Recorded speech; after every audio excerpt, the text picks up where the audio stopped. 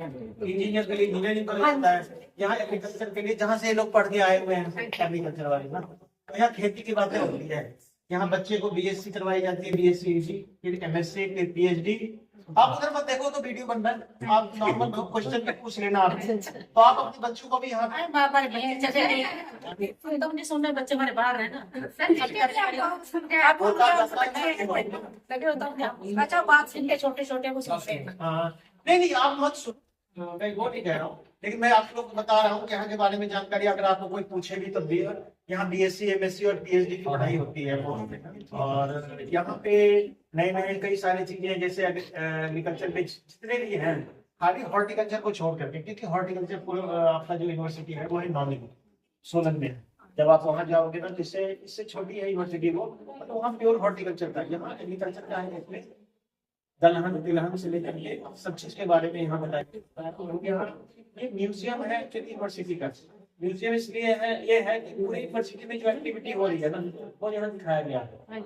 कि जैसे engineering side का, जैसे वेटरनरी साइड का है, जैसे फिशरीज का है, जैसे और किसी का है, तो यहाँ पे ये चीजें एक जगह, ताकि लोगों को ज्यादा, अब यहाँ घूमना चाहो तो पैदल तो कम से कम 3-4 घंटे चाहिए।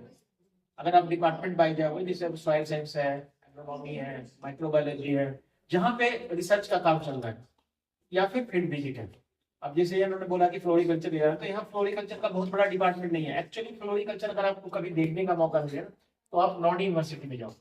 नॉन यूनिवर्सिटी में, सोलन यूनिवर्सिटी में, जो उनका फ्लोरिकल्चर का पूरा डिपार्टमेंट ही है। यहाँ है हॉर्टिकल्चर का, थोड़ा सा वेजिटेबल है, अदरवाइज फ्रूट का भी बहुत कम है यहाँ पे।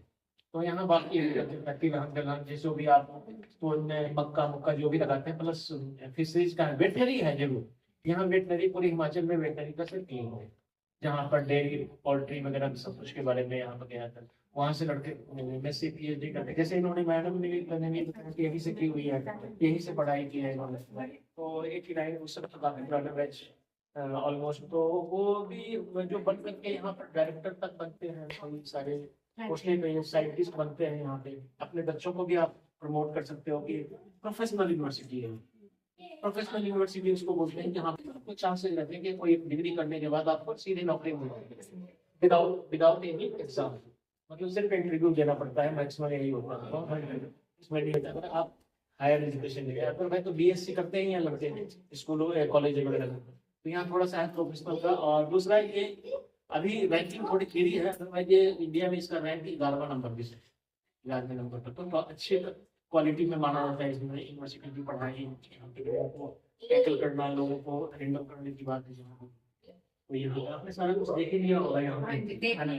और इस तरह एक्चुअली बहुत सारी चीजें वही आता है। शादी तो हो जाती है, शादी के बाद कैसे शादी में अगर देखना हो तो या तो वीडियो देखो आप, या फिर आप उसकी फोटो देखो, वही तो याद रह जाती है। तो यहाँ फोटो ही है, एक्टिविटी तो आप इनको नहीं दिखाई देगा। एक्टिविटी आपको देखना है तो आपको फील्ड में जाना पड़ेगा। कई बार होता है ना, क्या तो प्रॉप की फोटो लगा ली, या कुछ भी, चाहे इंजीनियरिंग साइड का है, चाहे होम साइंस का है, चाहे कुछ भी का है, बट यहाँ पे कन्फाइंड बनाया हुआ। इसलिए हर यूनिवर्सिटी में आपको एक म्यूजियम मिलेगा यूनिवर्सिटी की एक्टिविटी को वहाँ बताता है। कोई प्रश्न है तो पूछिए। भूख लग रही है किस चीज के बारे में? और ये